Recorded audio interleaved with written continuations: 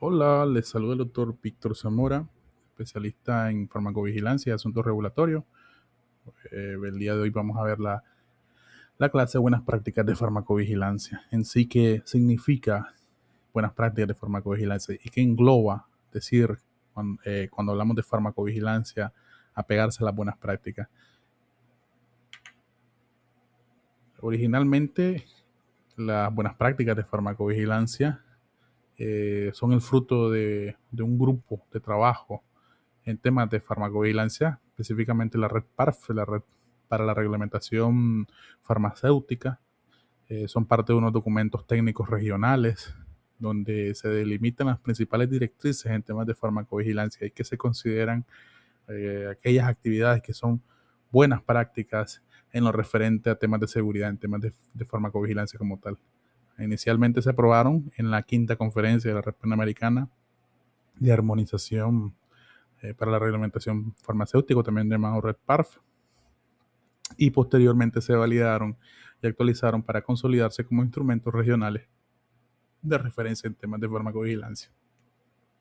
Lo que busca es armonizar criterios, armonizar prácticas y responsabilidades en farmacovigilancia. Y por supuesto, al ser directrices, va a respetar las particularidades normativas de cada país. No es que son normas o reglas que vamos a seguir en un país determinado, sino que son recomendaciones o directrices para los países y los sistemas de farmacovigilancia de esos países sobre cómo armonizar. Yo siempre he dicho que la armonización es ponerse de acuerdo cómo se van a hacer las prácticas. Entonces, en ese sentido, lo que busca es solamente dar recomendaciones sobre buenas prácticas de farmacovigilancia, pero siempre respetando el criterio de las autoridades reguladoras en temas de farmacovigilancia. Por supuesto, la farmacovigilancia es una necesidad para un sistema de salud. Contar con un sistema de farmacovigilancia es súper esencial, súper importante, porque recordemos que si bien es cierto, los medicamentos, los dispositivos, incluso los cosméticos y los insumos médicos se utilizan para tratar, para prevenir, y también son insumos que se ocupan en el día a día eh, a la hora de una atención médica, pero siempre hay un riesgo con el uso de los mismos. Una crema, una sencilla crema, puede incluso llevar una reacción adversa dentro de sus componentes. Puede haber una reacción medicamentosa, un, algo muy leve, como una reacción alérgica, una reacción de hipersensibilidad a los componentes del producto, hasta algo muy grave como una anafilaxia que obliga a hospitalizar al paciente, incluso ya intervenciones un poco más complejas en los pacientes y puede incluso llevar a la muerte del mismo. Entonces, siempre tiene que existir un método para vigilar esas reacciones, para vigilar que estos productos se mantengan con un perfil beneficio-riesgo positivo a lo largo de todo su uso, a lo largo de toda su autorización, una vez que ellos ya están en la etapa post-comercialización o en la etapa donde ya están expuestos a la población general. Entonces, históricamente hablamos de que hay muchos medicamentos que han sido retirados del mercado después de su comercialización al identificarse un riesgo que no se detectó durante su desarrollo farmacéutico. El caso más sonado, el caso más que todos conocemos, que es el caso de la talidomida, que comenzó como un medicamento que se utilizaba para tratar la hiperemesis gravídica en las embarazadas, pero que causaba malformaciones congénitas en los bebés. Entonces causaba focomelia, que era algo que no se había detectado en los ensayos clínicos, por supuesto, como era un grupo especial de embarazadas, el seguimiento llegaba hasta cierto punto del embarazo y no se le daba el seguimiento, digamos, a los bebés que nacían. Entonces, ese es el caso más sonado en temas de farmacovigilancia, cuando hablamos de retiro o recall también, como le llaman en otros países, de retirada de lotes específicas de un producto. También, no solamente hablamos de temas de reacciones adversas, también cuando hay fallas o lotes defectuosos en cuanto a calidad se refiere. Entonces la farmacovigilancia surge específicamente para detectar esos riesgos y prevenirlos, evitando daños que de otra manera pueden causar un mayor impacto en la salud pública y por supuesto dañar a nuestra población. Por eso que la farmacovigilancia es una necesidad, es algo que no es negociable, es algo que siempre toda autoridad debe tener su sistema de farmacovigilancia y sus métodos para recoger y prevenir estos riesgos que una vez que se autoriza un producto y sale al mercado, se debe estar vigilando constantemente. Entonces, las buenas prácticas de farmacovigilancia Como bien sabemos en Latinoamérica, muchos de los sistemas eh, son bastante heterogéneos. Hay limitaciones en cuanto a recursos, limitaciones estructurales, operativas, de personal. Hay bastantes problemas frecuentes en cuanto al sistema de farmacovigilancia de cada país. Hay subnotificaciones de eventos adversos, hay notificaciones repetidas en algunos casos, reacciones ya conocidas.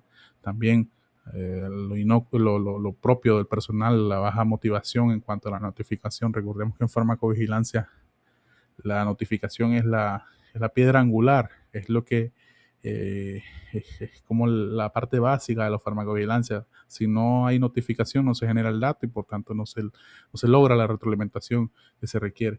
Entonces, eh, la parte en Latinoamérica es bastante heterogénea en cuanto a los sistemas de farmacovigilancia, porque siempre van a haber países con sistemas de farmacovigilancia mucho más desarrollados que países que tienen muchas limitaciones y generalmente hay otros problemas que se atienden como necesidad. Entonces, a veces también hay factores propios de los sistemas de salud, por ejemplo, la inequidad en el acceso a los servicios, cuando hay prácticas en la población de riesgo como la automedicación, o cuando hay medicamentos o productos farmacéuticos que se usan fuera de las indicaciones descritas en el prospecto o fuera de las indicaciones aprobadas de uso. Entonces, en sí, como tal, es un reto para Latinoamérica armonizar todos los sistemas de farmacovigilancia y que todos cuenten y que todos estén en un nivel donde se pueda prevenir regionalmente los riesgos. Por eso que la farmacovigilancia debe verse como una prioridad en salud pública. Es un componente importante de salud pública. No es solamente una actividad aislada que el regulado, digamos la industria farmacéutica, tiene que hacer, no. Al contrario, tiene que verse como una actividad, como un solo sistema, el Sistema Nacional de Farmacovigilancia y los sistemas de farmacovigilancia de la industria, de las clínicas, de los hospitales. Entonces tiene que verse como un programa importante, una piedra angular en cuanto a la detección de riesgos cuando se trata del uso de productos farmacéuticos, de insumos, de cosméticos, de dispositivos. Entonces, la farmacovigilancia como tal nos va a permitir, como ciencia, nos permite a nosotros evaluar continuamente la relación beneficio-riesgo de los medicamentos una vez que ellos ya están en una etapa de uso real, por así decirlo. Entonces, facilita la emisión de alertas sanitarias, la adopción de decisiones regulatorias y la implementación de medidas de minimización de riesgo cuando se requiera. Entonces, se contribuye de forma directa a prevenir daños evitables y, por tanto, a mejorar la calidad de la atención. Por supuesto, el objetivo general de las buenas prácticas, como lo hemos mencionado, es consolidar los sistemas nacionales de farmacovigilancia en cada país de Latinoamérica. Básicamente lo que busca es facilitar el desarrollo y el fortalecimiento de los sistemas y promover paulatinamente las adopciones de buenas prácticas que impacten en la seguridad del paciente y por tanto en la población general. Lo que busca es asegurar la coherencia con las necesidades locales de cada país, el contexto sanitario y las limitaciones que existan inherentes de cada sistema de salud y por supuesto la parte legal, la parte de las legislaciones vigentes de cada país. Recordemos que cada país tiene una política general de salud, una ley general de salud y cada una de ellas debe, en cuanto a buenas prácticas, deben estar adaptadas a precisamente ese marco legal, a ese marco regulatorio nacional y a ese marco del sistema como tal con sus limitaciones. Y las buenas prácticas buscan integrarse en temas de farmacovigilancia con otros programas o otras políticas de salud pública.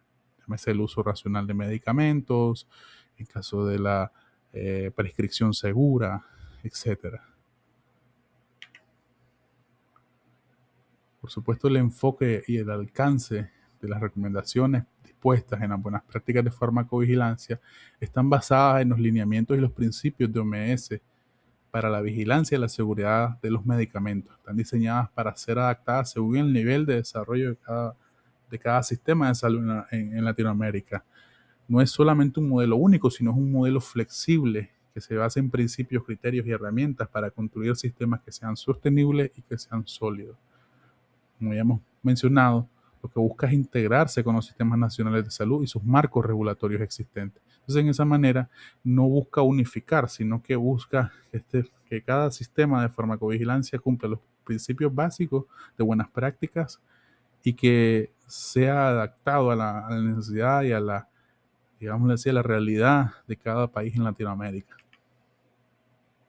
Entonces, ahí es donde se define el, el concepto como tal de farmacovigilancia. Aquí yo quiero que se queden con los 4 verbos claves: detectar, evaluar, comprender y prevenir. Toda actividad de farmacovigilancia se puede ubicar en uno o varios de estos ejes. Entonces el concepto es amplio porque también incluye no solo aquellas reacciones que están asociadas al uso de medicamentos, también incluye eh, defectos de calidad, falsificaciones, uso fuera de la indicación, hasta malas prácticas de los pacientes. Entonces, en ese sentido, de los pacientes y de los profesionales de la salud. Entonces, en ese sentido, el concepto es bien amplio y tiene múltiples alcances.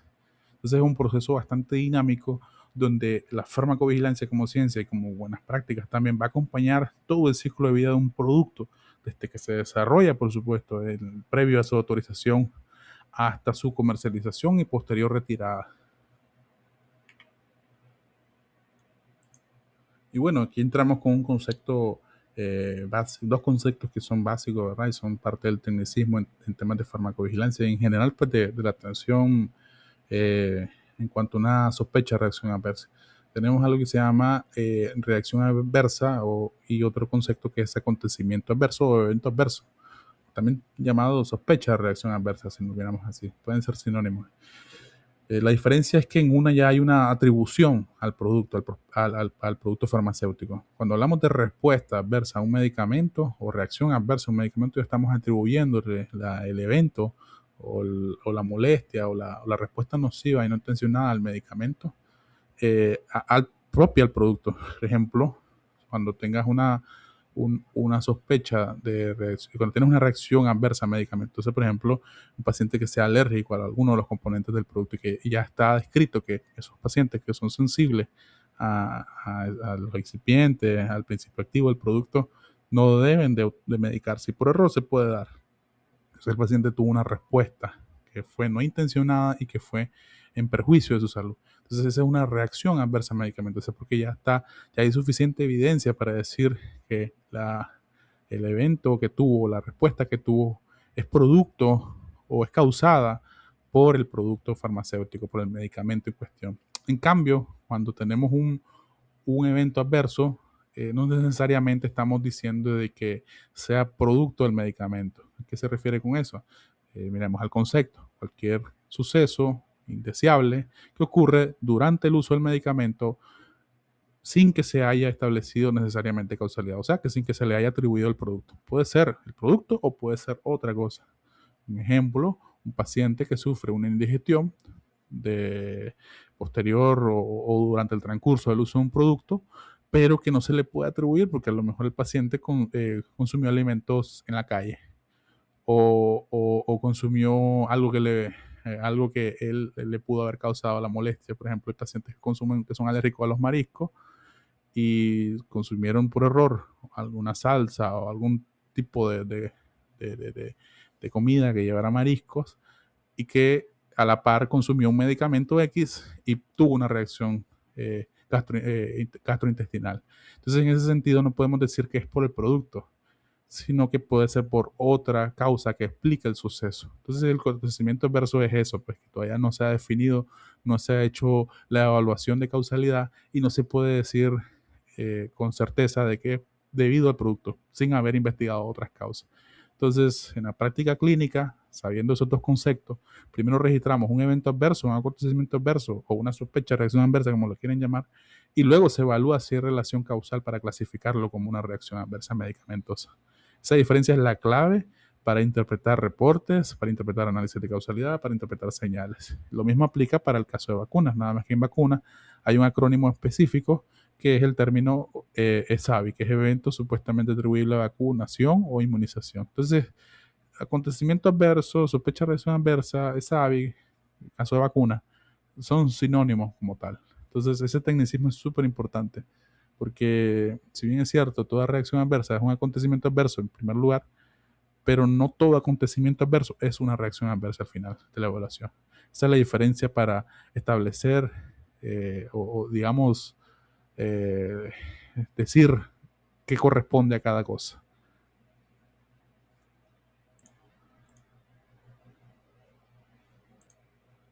Bueno, entramos a la parte de la pregunta, ¿verdad? ¿Por qué los ensayos clínicos no son suficientes? Recordemos que la farmacovigilancia, donde mayor acción tiene o campo de acción tiene, es en la etapa 4, en la etapa post-comercialización. Recordemos que para que un producto salga al mercado, tiene que atravesar por diferentes etapas de desarrollo farmacéutico. Una de las etapas principales es la de la etapa o la fase 3, digamos, donde hay un desarrollo farmacéutico.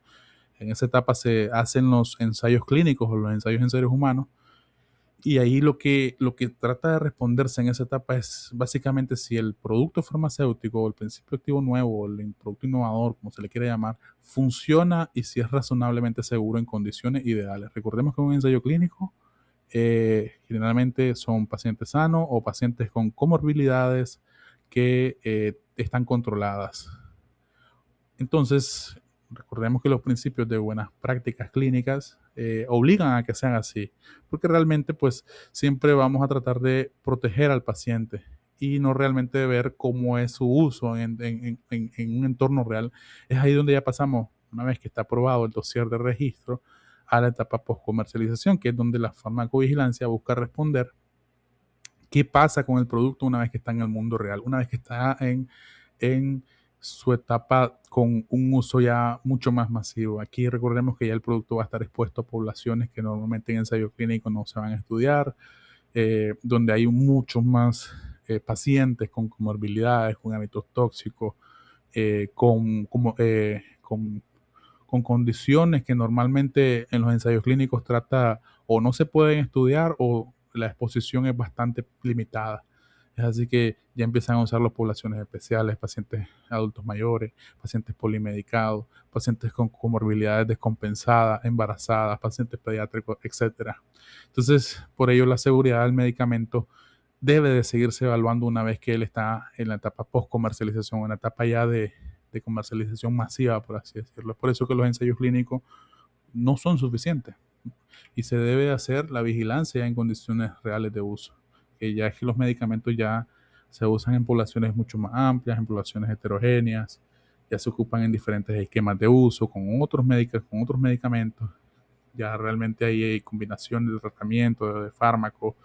Entonces la farmacovigilancia post comercialización es donde vamos a poder ver realmente cuáles son los riesgos, confirmar aquellos riesgos que en los ensayos clínicos se dieron o descartarlos también, eh, identificar realmente cuál es el perfil de seguridad de este producto, cuáles son esos riesgos que realmente están asociados al medicamento, al producto farmacéutico. Vamos a ver cuáles son las interacciones y los patrones de uso que no se habían evidenciado antes durante el desarrollo farmacéutico.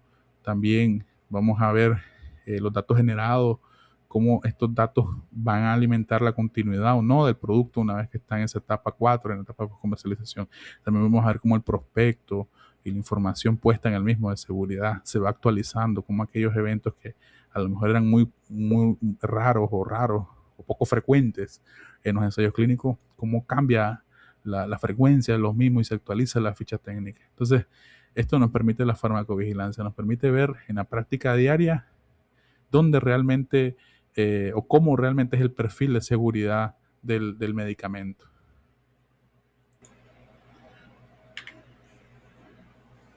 Y bueno, algo que siempre tenemos que estar de acuerdo son los grupos que son vulnerables, pacientes pediátricos, mujeres embarazadas, mujeres en periodo de lactancia, adultos mayores, pacientes con algún tipo de insuficiencia renal o hepática. Generalmente en los ensayos clínicos se excluyen por motivos de seguridad. Claro está, estos grupos como tal presentan una dinámica, una farmacodinámica y una farmacocinética distinta y son más susceptibles a reacciones adversas. Entonces, la vigilancia sistemática en esta población es muy importante para garantizar que el producto se mantenga o se use con seguridad y se use con raciocinio a la hora de dispendiarizar estos productos farmacéuticos. Por tanto, siempre la piedra angular, como hemos dicho en farmacovigilancia, es el reporte de las sospechas de reacciones adversas en todos los niveles de atención, nivel primario, incluso no solo en las instituciones de salud, sino también desde el paciente y los familiares del paciente.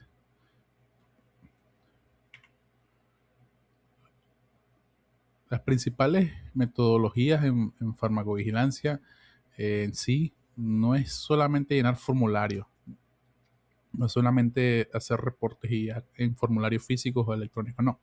Incluye estudios estructurados que permiten estudiar el riesgo con mayor precisión.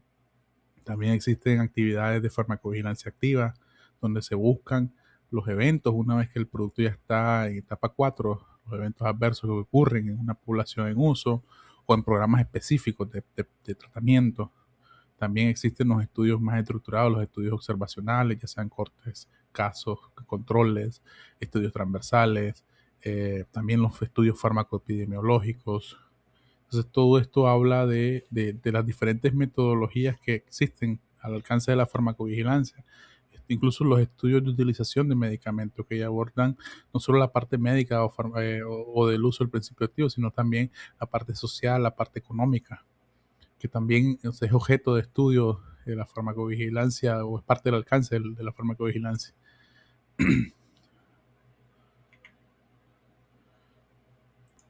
Entonces, hablamos de la notificación espontánea como la piedra o el pilar fundamental del sistema. Obviamente, si no se da la notificación, el sistema queda ciego. Son como los radares de los ojos, las alertas que se requieren para directamente detectar riesgos. Entonces, como lo hemos mencionado a lo largo de la exposición, esto constituye la base de la farmacovigilancia en muchos países de la región. Depende mucho del compromiso y la participación de los profesionales de la salud, de la comunidad, del mismo paciente y sus familiares.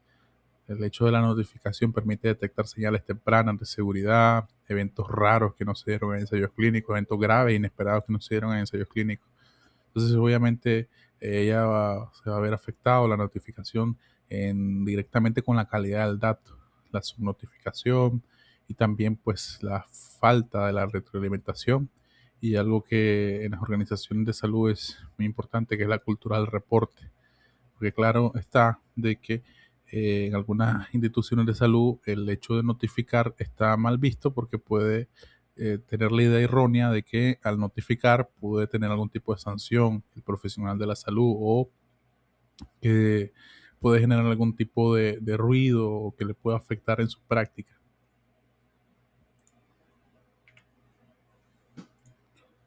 Ahora entramos a una actividad bastante importante en el tema de farmacovigilancia, la farmacovigilancia activa. Básicamente es una actividad que implica recolectar de forma sistemática, planificada, ordenada la información o los datos de seguridad que se generan con el uso de un producto en cuestión en un grupo definido de pacientes. Lo que normalmente se utiliza o donde más vemos este tipo de actividades es en las campañas de vacunación, donde se monitorea activamente el número de pacientes que se le administra, digamos, la vacuna en cuestión y qué tipo de eventos adversos tuvieron. Generalmente se da con productos que son de uso masivo o donde la autoridad reguladora necesita recolectar mayor información de seguridad. Por eso que va a permitir caracterizar con mucha más plenitud el perfil de seguridad de un producto que ya está puesto en el mercado. Por supuesto, la actividad de farmacovigilancia activa nos permite tener datos mucho más completos, con mejor denominador y con menos sesgo a la hora de la notificación espontánea. Claro, la desventaja principal es que va a requerir recursos adicionales, personal entrenado, personal dedicado para la recolección de los datos, un sistema de notificación bastante maduro, pero que obviamente el beneficio principal va a ser la evidencia sólida para decidir si este producto es seguro o no, si este producto mantiene una relación beneficio-riesgo favorable o si de plano pues un medicamento que mejor es retirarlo del mercado o enfocarlo a un tipo de población específica. Por supuesto, esto es algo que ya hemos ido hablando, el origen de la farmacovigilancia, el evento más o la tragedia que todos recuerdan en temas de farmacovigilancia es la tragedia de la talidomida en la década de 1960, que marcó un antes y un después en temas de farmacovigilancia. A partir de allí nacen programas de vigilancia farmacéutica programas de monitoreo de medicamentos por parte de organismos como la OMS. También se establece el centro, el Uppsala Monitoring Center, o el Centro de Monitoreo de Uppsala, como centro colaborador de OMS, y que pues actualmente es el que está encargado del- del- de la base de datos mundial electrónica, que es VigiBase. Entonces, a partir de este evento, la cooperación internacional en farmacovigilancia se ha convertido en prioridad para muchos países y ha sido el pilar para la seguridad de los pacientes. A partir de eso, pues la organización de un sistema de farmacovigilancia a nivel nacional eh, debe de estar por buenas prácticas, debe de existir un Centro Nacional de Farmacovigilancia responsable de recibir y gestionar las notificaciones. Este organismo va a encargarse de regir el análisis, la validación y la conciliación de todos los eventos adversos reportados. Estos datos son utilizados, por supuesto, para que esta misma autoridad tome decisiones regulatorias, pueda emitir alertas o recomendaciones de uso con respecto a los productos que tiene en vigilancia nacional o en vigilancia en el país en cuestión. También esta autoridad o este Centro Nacional de Farmacovigilancia va a establecer los canales de comunicación y va a establecer también las líneas de comunicación tanto con la industria farmacéutica, los hospitales, las clínicas, los profesionales de la salud e incluso también con la comunidad y los pacientes. Ya hemos hablado de los principios de buenas prácticas de farmacovigilancia, y otro de los puntos clave que son equivalentes también a buenas prácticas clínicas o digamos dentro de un sistema de calidad. Están los procedimientos normalizados de operación, que deben de describir los procesos de atención o de trabajo en temas de farmacovigilancia, que deben ser claros, que deben estar específicos, por ejemplo, para recepción de una sospecha de reacción adversa, para un registro de un evento adverso, para verificar que no esté duplicada la información y verificar que la notificación es única, y que cómo sea el proceso también de codificación para el resguardo de la confidencialidad de la sospecha de reacción adversa. También cómo evaluamos estas sospechas de reacción adversa y cómo archivamos estas notificaciones. Esta documentación debe ser completa, trazable y debe estar actualizada de todas las actividades de farmacovigilancia.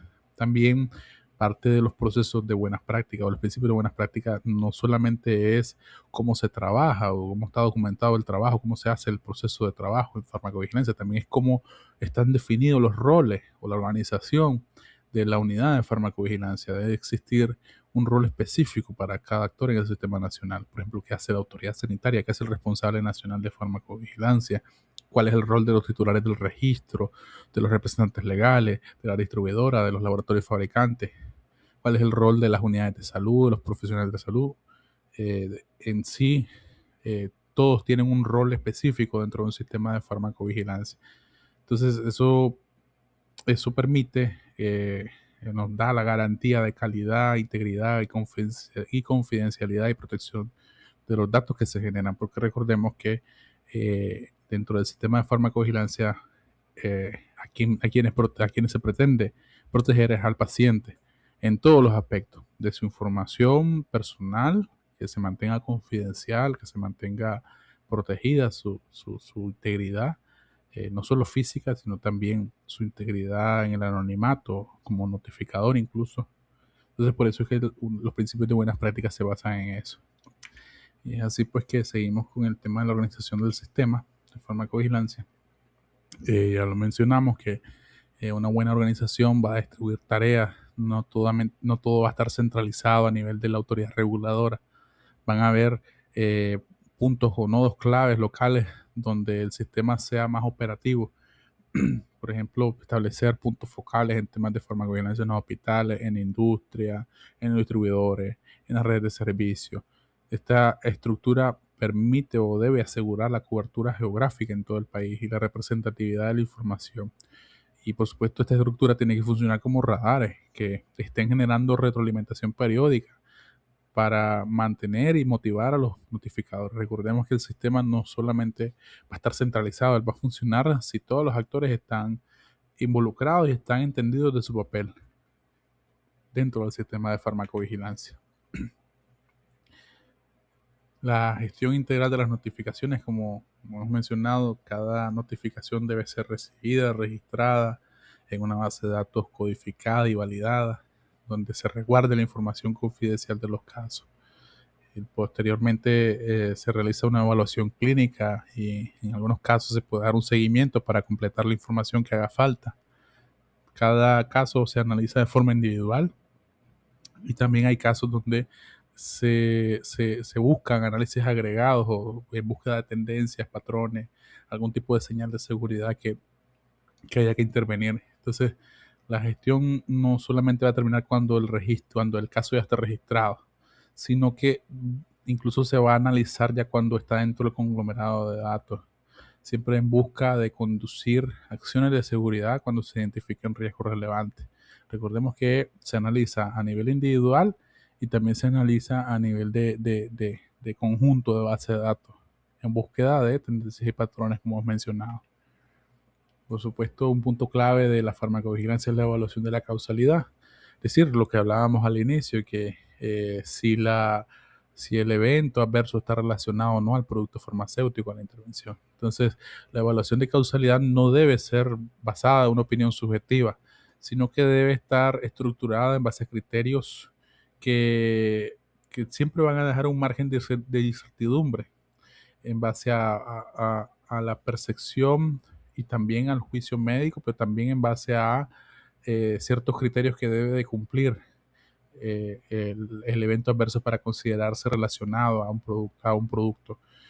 Aquí estamos hablando ya de temas o de tecnicismos como la plausibilidad biológica o la lógica farmacéutica, la lógica farmacológica del producto, que tenga lógica, que el evento sea relacionado a la clase terapéutica, por ejemplo, del medicamento. Estamos hablando de temporalidad también cuando hablamos de que el evento apareció en una línea de tiempo después del uso del producto. O estamos hablando de, por ejemplo, expectativa, cuando decimos que este evento adverso está descrito en la información de seguridad aprobada. También hay otro tipo de elementos como la respuesta a la retirada o la respuesta a reintroducir el medicamento si reaparece o no el evento adverso. Entonces son elementos que nos van a permitir a nosotros establecer con certeza si un evento adverso está relacionado o no al producto farmacéutico, pero que siempre va a estar un margen de incertidumbre, que no siempre va a estar 100% atribuida al producto.